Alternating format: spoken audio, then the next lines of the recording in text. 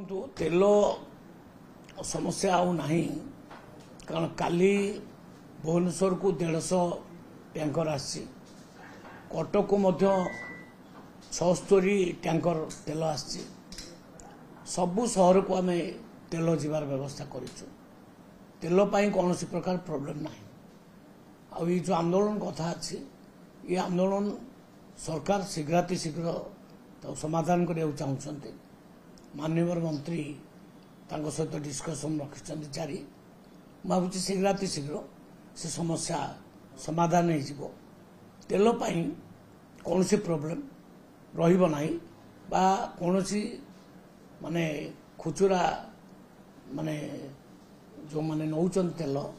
से पैनिक हबार आवश्यक ना पैनिक माने समय ना तेल सफिशिएंट मिलूँ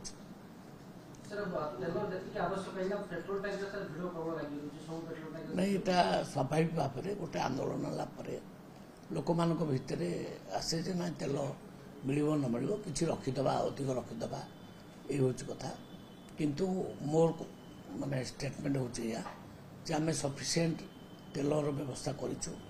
काली ऑफिसर मानू निर्देश दि जाइए आम सीएसओ एडिशनल सीएसओ समस्ते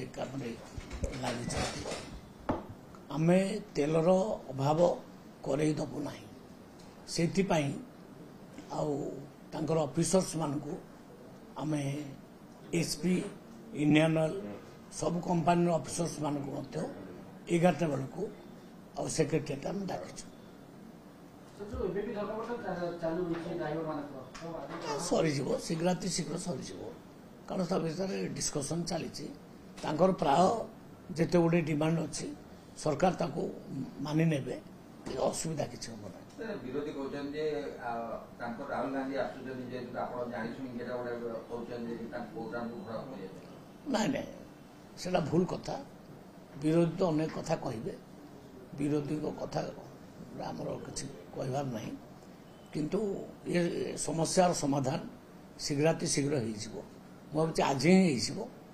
डिस्कसन चली आज ही हो तेलर प्रोब्लेम किसी ना।